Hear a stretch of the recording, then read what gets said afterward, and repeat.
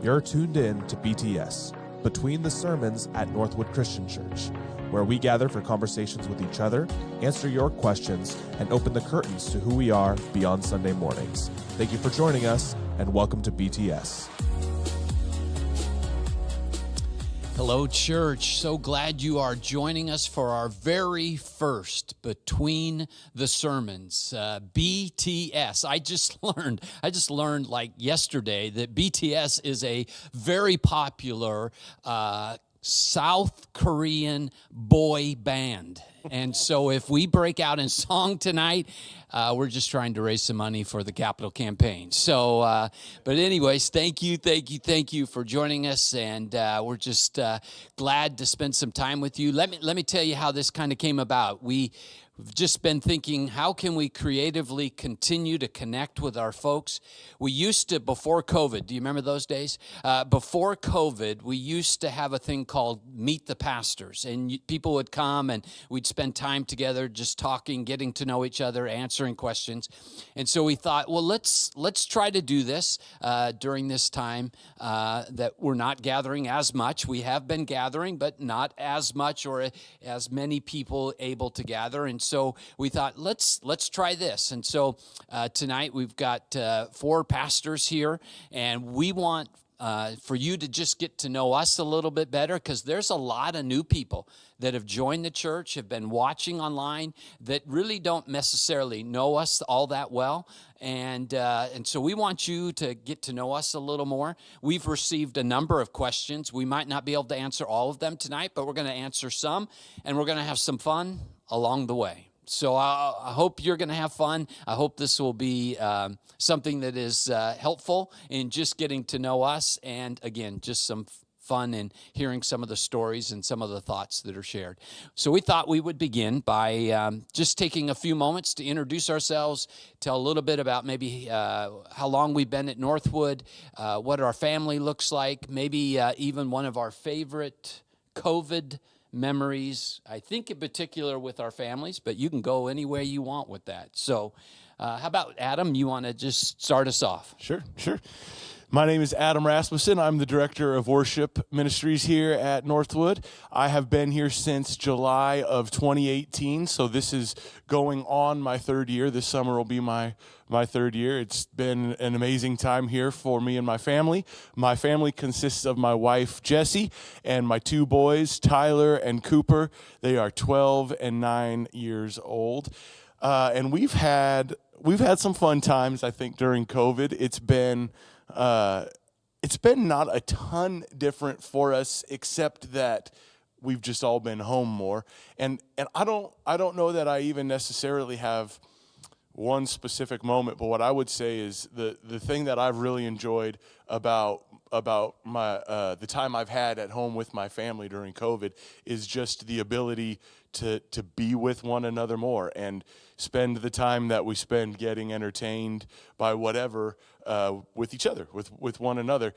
You know, we've done a lot of things just like watching shows together, or for instance, sometimes we'll watch the 2020 champion Los Angeles Lakers together. Things like that. Yeah, but yeah, I would say that's my COVID experience. That's good. I love that you're an LA fan.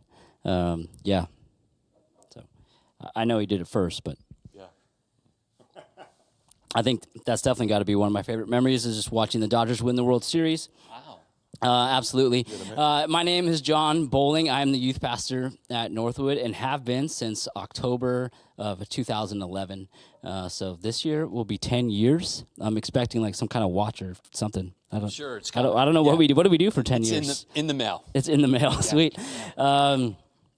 And I've been married to my wife, Valerie, for a lot of years, like 14, 15 years, something like that. If you're watching, Val, I just can't remember right now.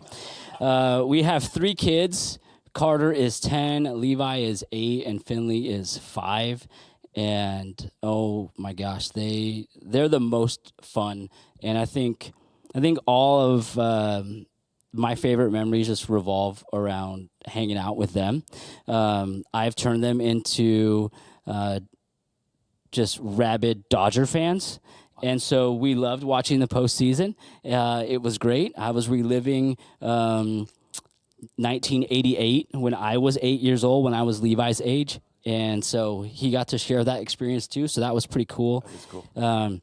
We got to do all kinds of fun things. I was able to be ordained as a minister in Disciples of Christ, Christian Church back in December, and had family here and surprise guests from my old roommate and colleague from California. So it's been full. I've just been grateful for the blessing of so many really awesome memories. Very good. That's great. I'm Scott, and associate pastor here. And I think, COVID times, spending with family. So I have a lovely wife, Stephanie, and two girls, Ellie, she's 7, and Avery, she's 3. Such a fun time at the house. So during COVID as well, I just echo what you guys are saying, just the ability to spend more time together, get to just see their personalities blossom in the midst of, during summer, you could go outside, right? And just this last summer during COVID and everything being more restricted, just being able to play outside with the kids and just the excitement that was. And, so good times around family as well. So the best city in Springfield, since you guys have mugs, right? So you guys' sports teams, mine's the city that I love. So here's to them. Nice. You should say a little bit about Ellie being probably the most attentive listener to the sermons. Yeah. I know you give like gold stars to those. I should.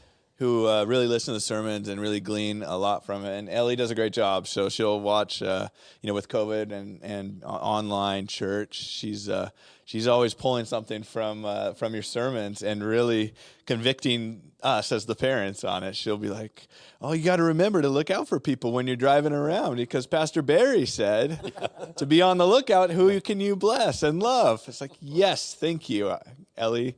I just love her little heart. So, Ellie, if you're watching, I'm just glad someone is listening. Thank you so much. My name's Barry Lind. Been at Northwood for 25 years, and I really love this church. I love this church. Michelle and I have brought 2 families together, and we have 5 incredible kids. I'm not even going to try to say their ages because I will just blow it. But we have 3 older boys, and they're all connected to beautiful women in their lives that are being added. So 2 engagements this recent time. So we're excited about our family, how it's growing. So we've got oldest Spencer, and we've got Taylor, and we've got Connor, and then we've got Hannah, and then we've got Grace, and we just are so blessed with our kids. And as I said, the addition to our family with the future wives and the wife already in the family, it's just awesome. So grateful for each one of them. You know what I loved about especially the first part of COVID is overnight, I went from having all kinds of meetings to having next to none. yeah. And anyone that knows me knows I don't like meetings. And so that was great just because there was some time we hadn't had as a family. So I'm echoing the same thing. But we bought some outdoor games, and we were playing some outdoor games, and we were playing some indoor games, and it was just a really cool time with the girls at home because the 3 boys are out, obviously, but the 2 girls are in the home, and we just had some extra great time with them, and so I love that. Cool. Yeah.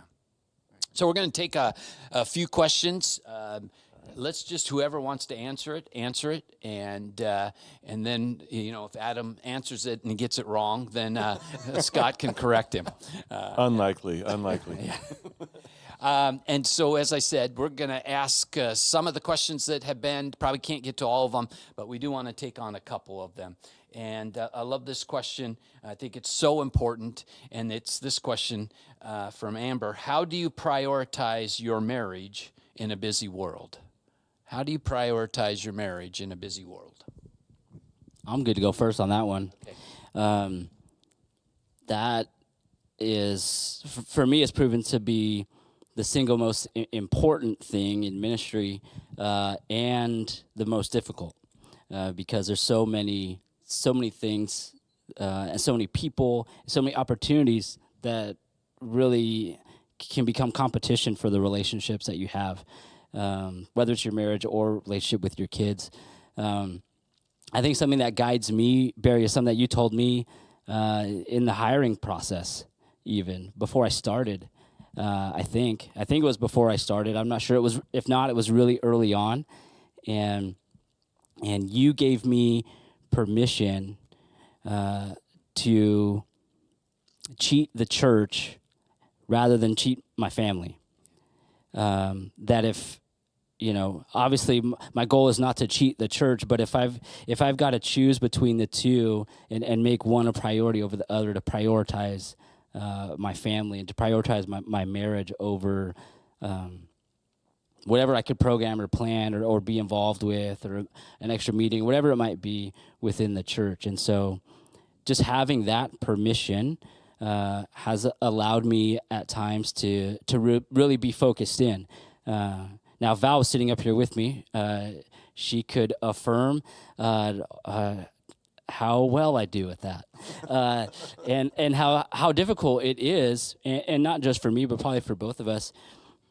I think, just off the top of my head, one of the simple things is, in a house full of 3 kids, is that we prioritize our time together in the house and let our kids know that you don't get to interrupt my conversation with mom. You don't get to interrupt my conversation with dad, or no, mommy and daddy are going to sit next to each other. And no, mom and dad are hugging right now. Get out of here. Those kinds of things, knock a lot first on the door. And door locks are great too. But I want to model for them in the home that my relationship with Val, our marriage, our relationship as husband and wife is really important. I want them to be able to see that, because I know they're gonna catch so much more than I'm gonna intentionally be able to teach them. And there's lots of other ways too, making sure you go on dates and making sure you're constantly in communication, and those to me are probably those are the hardest ones for me to be really consistent at. I just add what you're saying is, I've shared with people, and I think this is true, I believe it's true, that the best way to love your kids is love your spouse. Yeah. That's the greatest gift, I think, you could give your kids. Yeah, absolutely. Yeah. I'm definitely finding that to be true. Yeah, I think that's what you were saying. I'll just kind of echo and piggyback on what you're saying. I totally agree. Jesse and I, every day pretty much, even, sometimes it's a short period of time, but every day we will sit down and spend time together, and that might just be watching our show, and maybe we just get one show even that night, but we will intentionally pause it and deal with one of the boys or something if they've got something to say. What you're saying about letting your children see that your spouse is a priority sometimes, I echo that. I think that's very important. And you're doing two things there, because yes, you are setting a good example, I think, for your children, but you're also then just carving out the time to be with that person, and that's important. I think that makes a big difference. I think the practical things that really was a shift in my mind, and in our marriage during busy times, and I've had work experience where I was working 2 to 3 different jobs at a time, and where we were in very busy seasons. And 2 phrases that really come to my mind, and I knew if I said some of these things, you guys really wouldn't believe it. So I asked my wife, tonight, what priorities, what does she see in me and that I've really prioritized in our marriage in those ways. And those 2 phrases really are, how are you and how can I help? And, one of the first things getting home after a day's work and just that, how are you and how can I help?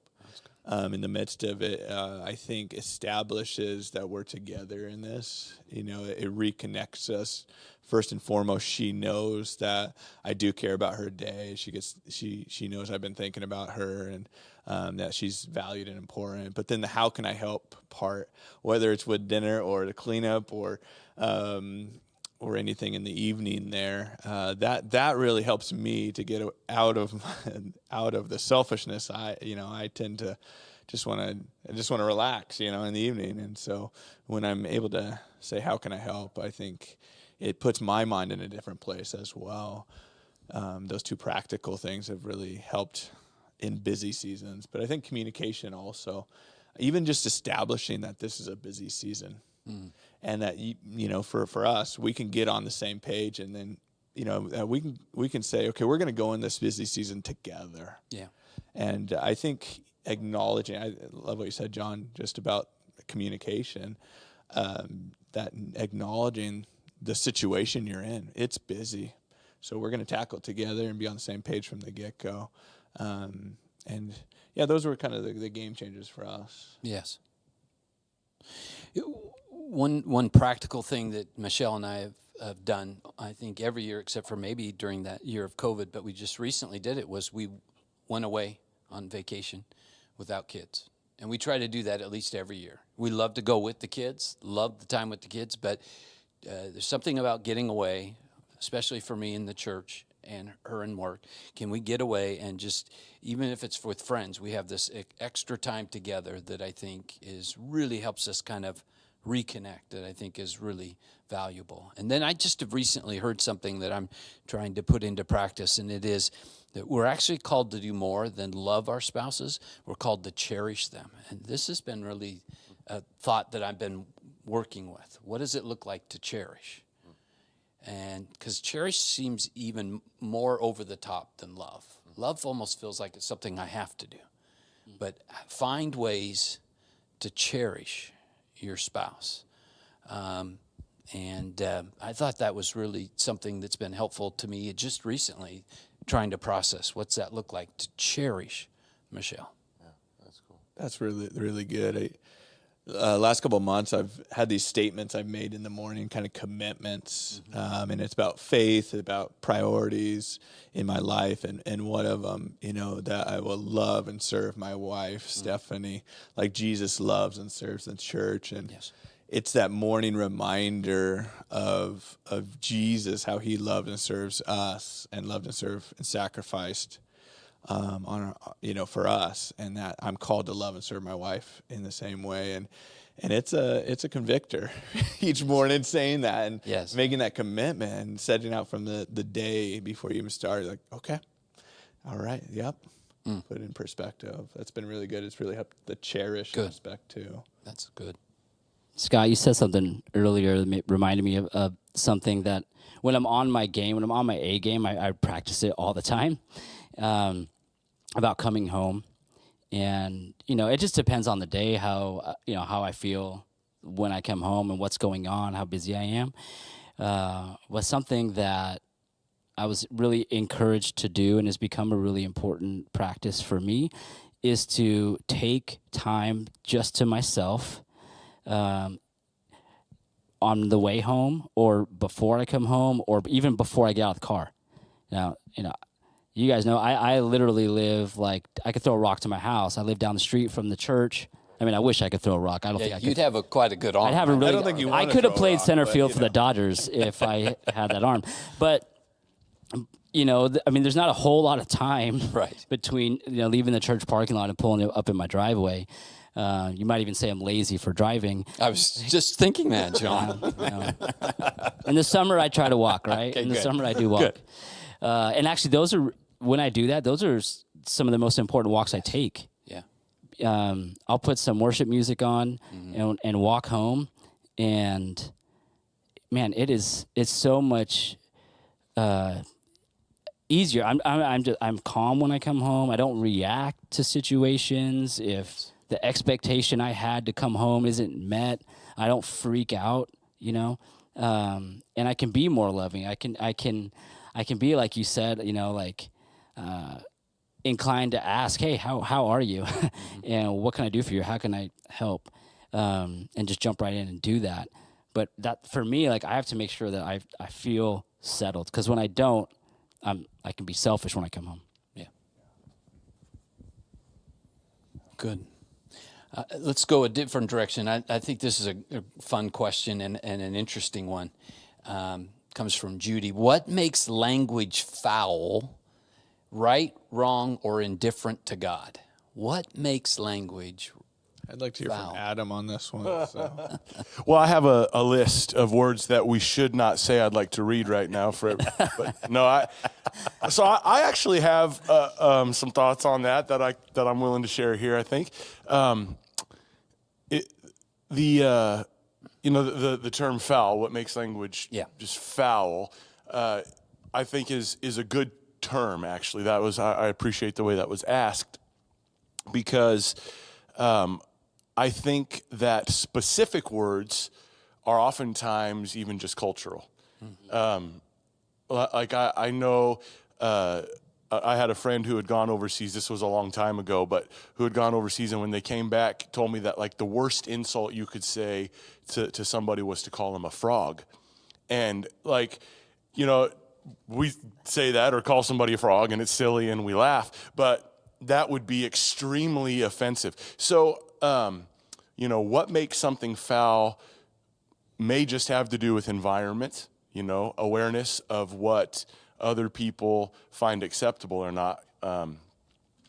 I think that's a big part of it. But I also think intent is That's good. the main thing here. God sees the heart and judges the heart. So if I drop my coffee and I say, oh, dang it, or I drop my coffee and I say, oh, damn it, then, I'm not sure there's a whole lot of difference in what I've done there. But if I look at Scott and I call him a jerk, and I mean it from the bottom of my heart, which I've done a time or two, I apologize for, but if I do that word, we may not necessarily find offensive in and of itself, jerk, but to truly call somebody that with malice in your heart is as bad as saying anything else that we would consider a cuss word or a swear word, I think. That would be my take on that kind of And thing. I do forgive you, Thank you. those Thank you. times. So I appreciate your honesty with that. Yeah, I do what I can. Thank you. He's very forgiving now that he's an associate pastor. Yeah. Appreciate that about you. No, I like what you're saying. I think it made me think of, and granted, I don't have the exact scripture verse memorized, but Jesus, I'm pretty sure it's Jesus talking and giving a warning about how we talk to each other. And the word that's used is raka, which is interpreted as like you fool, or actually it's interpreted as like literally it's like someone who's empty-headed. It's got nothing going on up there. And there's this deep warning about it because it's an attack on somebody's character. It's that intent that you're talking about it. And I think anytime any words, even if we, like you're saying, even if we wouldn't consider them foul, if we're using them to devalue somebody, dehumanize somebody, then I think that I have to believe that always offends God. Yeah. And should always offend us.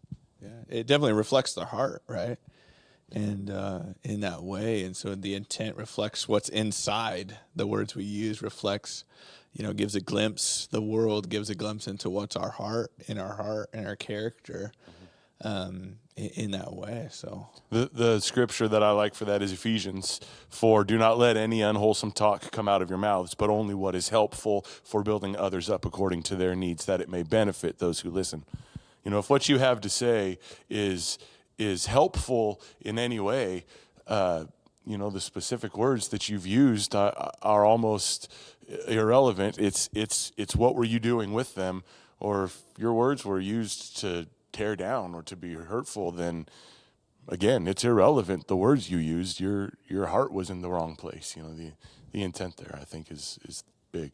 And I love that. Sorry. No. So love that verse. And then it goes along, in Philippians 4:8, talking about, whatever's lovely, whatever, is honorable. And going back to what's in your heart, right? So what comes out, if it's that intent of, are we cultivating a heart where we're thinking upon the things that are lovely and wonderful and the things of God, and are we filling in our hearts that cultivation? So when the coffee spills, when the coworker, gets upset, or when you're mad at someone, what comes out, it changes, because we've cultivated that intent of our heart towards the things of the Lord, and not maybe the other areas of unforgiveness or, around there. Also, just sometimes we say things and we go, "Oh, I didn't really mean that," when in reality, it's in our heart, right? Totally meant it, right? Yeah, we wish what we didn't mean is for it to come out. Yeah. But it was probably there, and so it came out. But I was thinking of the same scripture, unwholesome. Don't let anything come out that's unwholesome. And so where I'm going recently is just in this sermon series, Messy Me, and I've been just really drawn to the fact that Jesus is drawn to really messy people. And he never let that stop him, regardless of their messiness. So then I think sometimes when we say things to others, I think it must be offensive to God when we are saying critical and negative things about someone who is made in the image of God. Yeah. Whether we like them or not, or whether we agree with them or not. Absolutely. Yeah. When we are saying really rotten things about people, and they're made in the image of God, I almost wonder, well, how does God not take that personal? That'd be like someone saying something rotten about one of my kids, and I'd be like, well, how do I not take that personal? That's pretty foul. Yes, that seems foul. Yeah. Yeah. Totally. Yeah. Do you guys remember when, it wasn't even that long ago, when some famous Christian pastors, like celebrity type pastors, I guess probably in order to be like culturally relevant and, reach a certain generation, started using foul language or cuss words like in their messages, just for shock value. They're called like the cussing pastor or something. Yeah, like I won't name any names. Adam. Anyway, It's the reason we put these two on ends. yeah, right. But it's interesting. Like it just reminded me of being in junior high school Yeah. when I think the F word came out I mean, I didn't know a whole lot of adjectives. Like that was like my favorite adjective, I think. But it was because it made me feel something. Like it made me feel like empowered in this weird way. Like I didn't know that when I was in junior high, but I can reflect on it now and be like, it elevated, it provided me some kind of status, some kind of connection with everybody else. I was using cuss words to sound cool. And I don't know so much if God is offended in the same way we've been talking about how God would be offended and how we use words directed at people. But I have to think that God just has to laugh at our utter nonsense and foolishness. And again, it comes from a place of intent and what we're trying to do.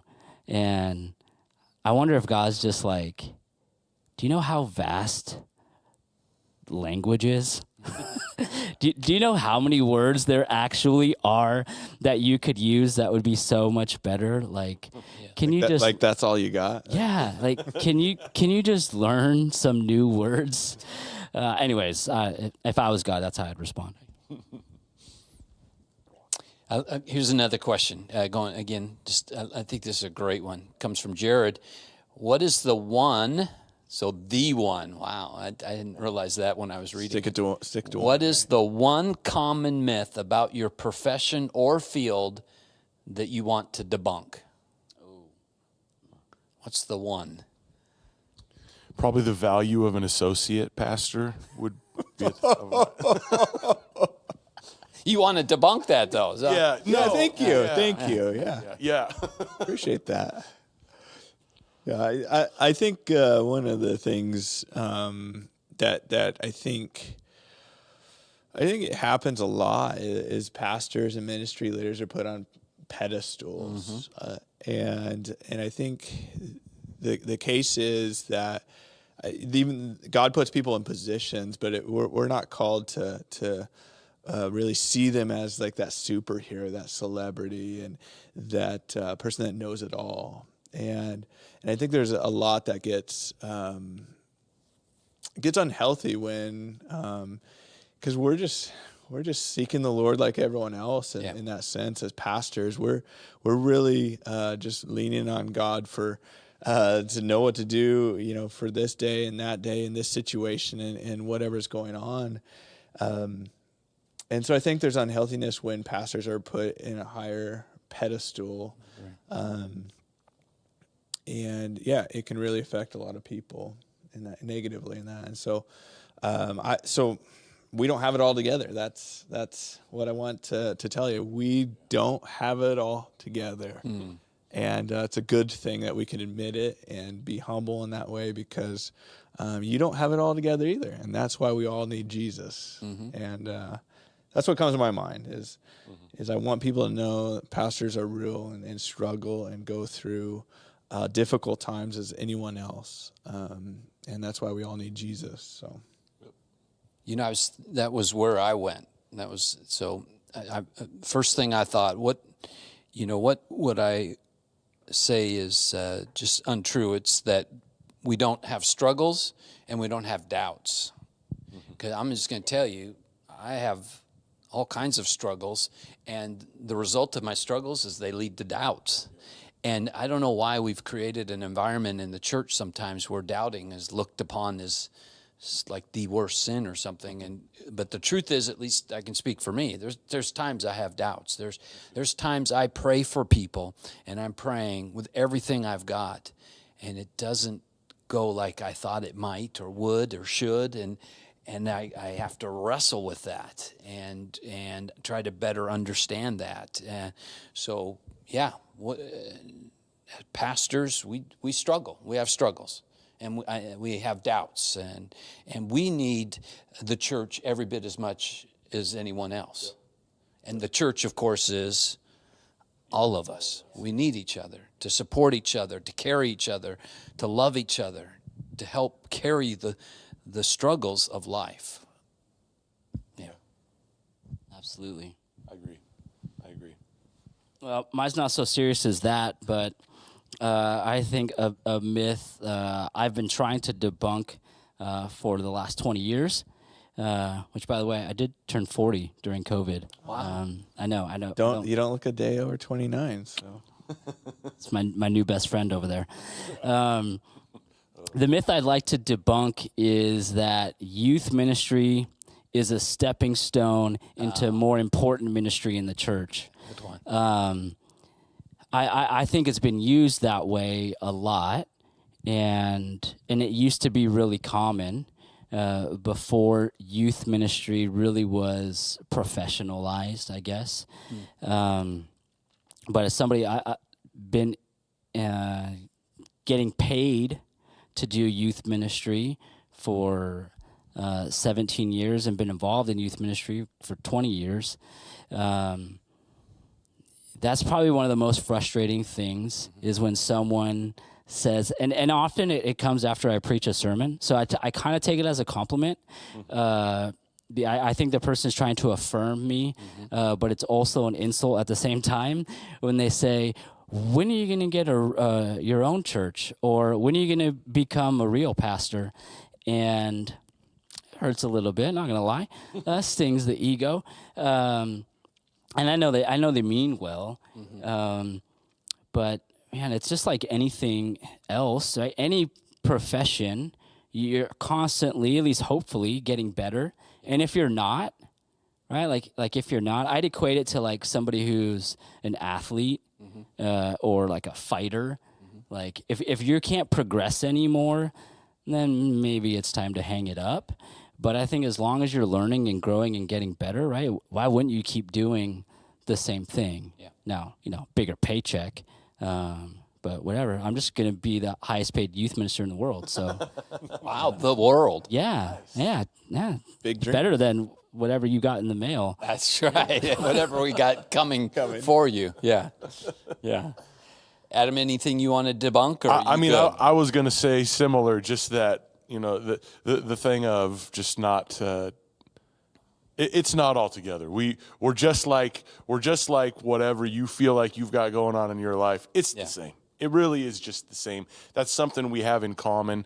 And even with the dad as a preacher and a young kid, I remember still looking, at people in positions of leadership in different ways. Yeah. And it's just not the case. We're all the same. Yeah. We're all the same. Very good. I think we should have some fun with this. I think we're going to go with one more question here, and we'll have some fun. From Brittany, I think it was written for me. I'm knowing Brittany. What is your most embarrassing thing that has happened to you? I'm going to just say at the church or whatever. It does say while speaking in front of the church. So that's why I think it's really directed towards me. So here's what's funny. And I don't need to share it first, but I had thought, okay, what's the most embarrassing thing, right? And I had a couple stories in my mind, and then I was visiting with Michelle before coming over, and she reminded me of two others. And then that reminded me of another one. So I could probably take about an hour of my most embarrassing moments. I think we got time. Yeah, feel free. Feel free. Get the popcorn at home. How about I jump in on this one? I'm going to go with two different ones. I'll just try to do. Thank goodness they've been long enough ago that hopefully most people have forgotten them, or those that were there are now at home with the Lord in heaven. I was doing a wedding. Oh my goodness, I was doing a wedding, and anyone that knows me well knows that sometimes I don't pronounce names always correctly. I wish I was better at that.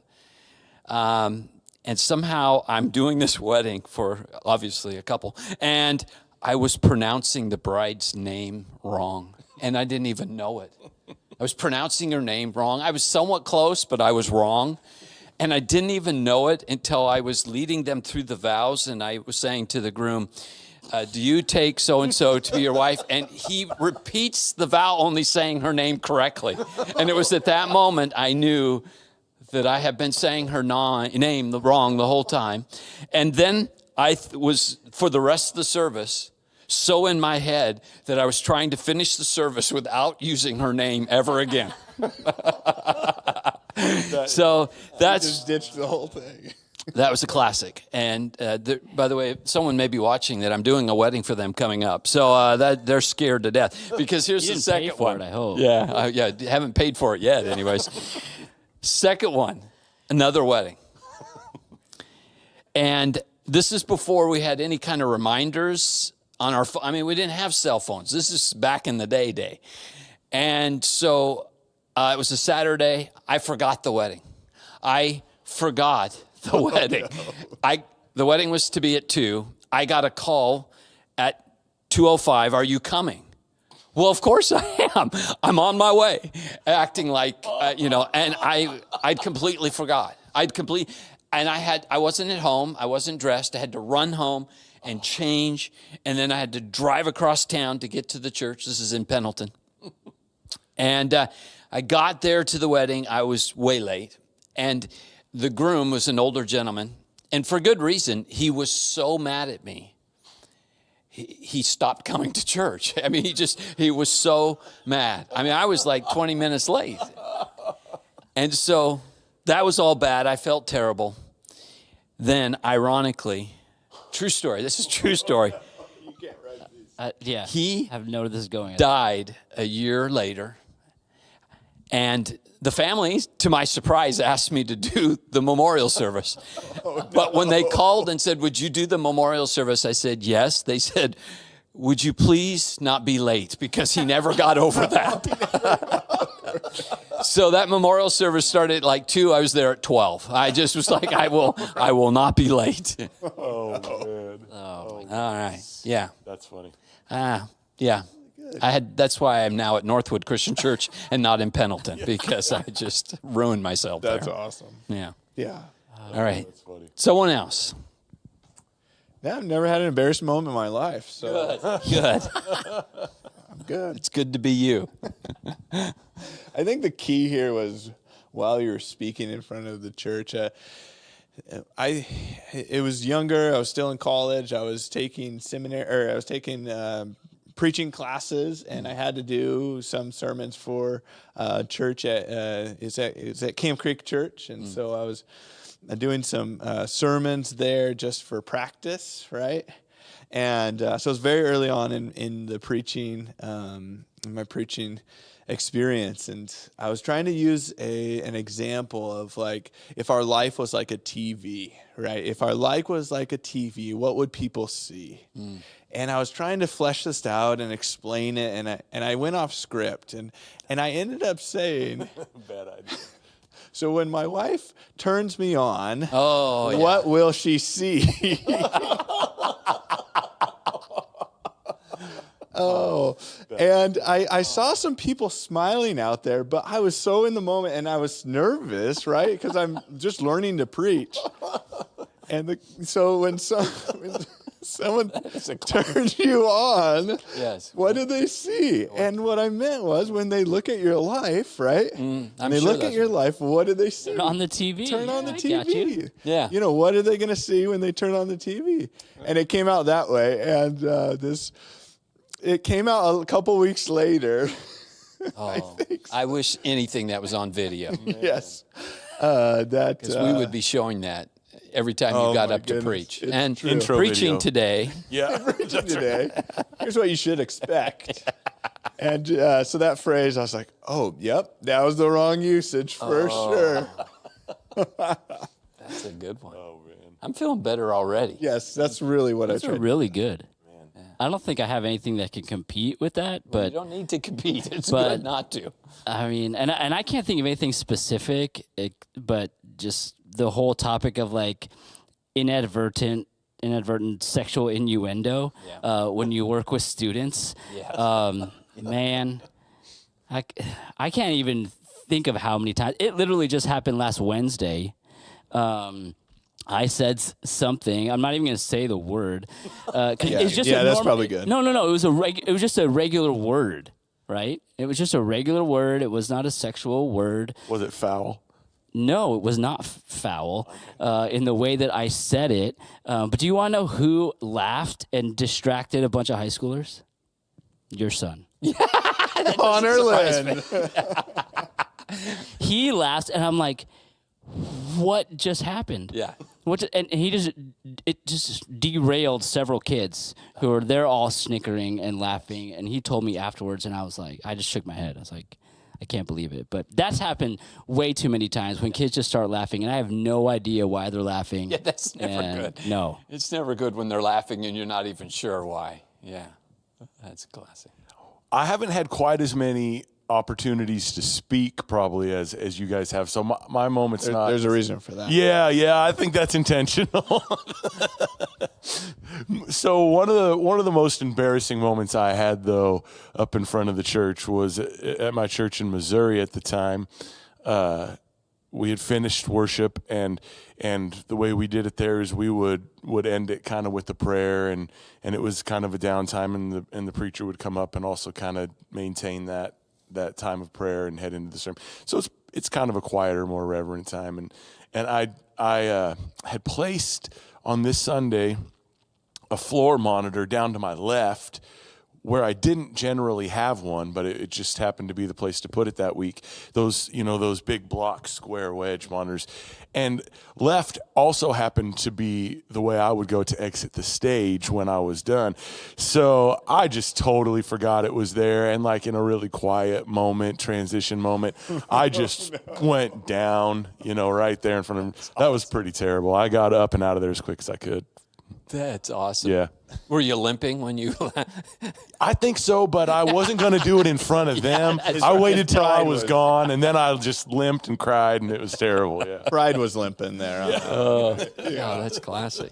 Very good. Hey, you remember that time when Barry, during the announcement times, he's like, "Oh, hey, isn't the worship night this Thursday?" that was pretty embarrassing too. That's true. That's pretty common for me. I mean, ended up being the Thursday before, right? I remember that. I do. yeah. You know what I'm always afraid of? When I pray, I close my eyes because that's more godly, and But I still walk, I still move like I do when I'm preaching.